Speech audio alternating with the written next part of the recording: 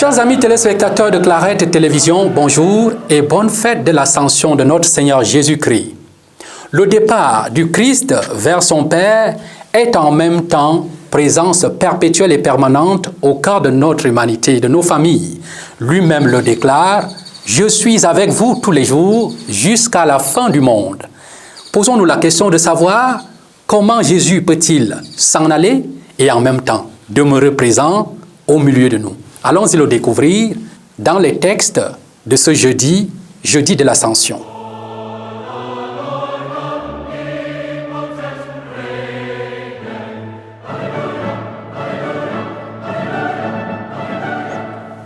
Le Seigneur soit avec vous et avec votre esprit. Évangile de Jésus-Christ selon saint Matthieu. En ce temps-là, les 11 disciples s'en allaient en Galilée à la montagne où Jésus leur avait ordonné de se rendre. Quand il le vit, il se prosternait, mais certains eurent des doutes. Jésus s'approcha d'eux et leur adressa ces paroles. « Tout pouvoir m'a été donné au ciel et sur la terre. Allez de toutes les nations, faites des disciples. Baptisez-les au nom du Père et du Fils et du Saint-Esprit. Apprenez-leur à observer tout ce que je vous ai commandé. Et moi, je suis avec vous tous les jours jusqu'à la fin du monde. » Acclamons la parole de Dieu. Louange à toi, Seigneur Jésus.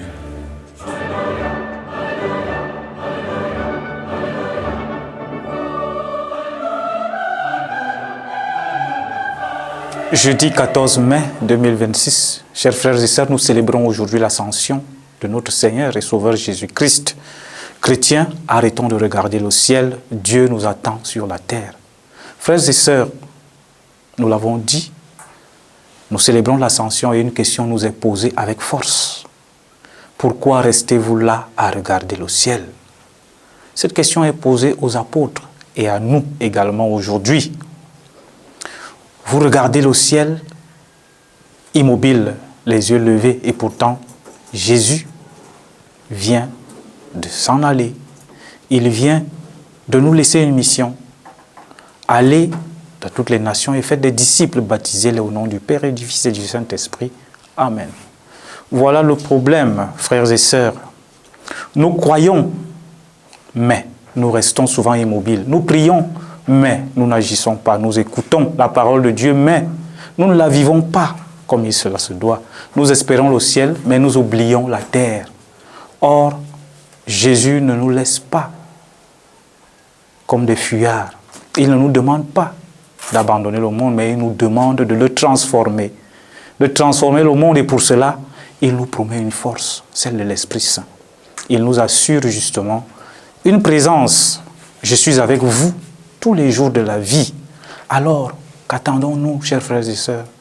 Si nous refusons de pardonner, nous ressemblons à ceux qui regardent le ciel. Si nous avons peur de parler de notre foi, nous sommes toujours en train de regarder le ciel. Et si nous voyons quelqu'un souffrir et ne venons pas à son aide, nous sommes toujours en train de regarder le ciel.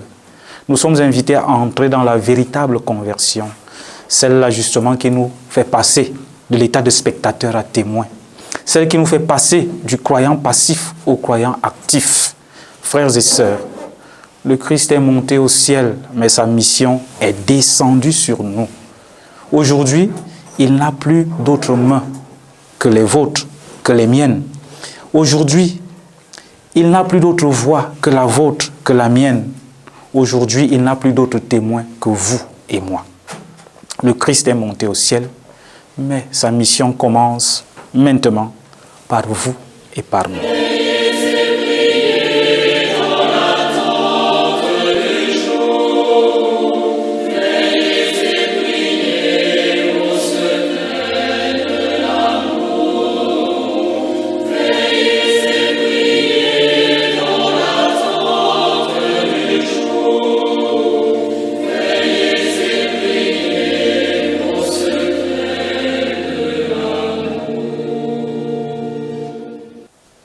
Que le Seigneur vous bénisse au nom du Père et du Fils et du Saint-Esprit.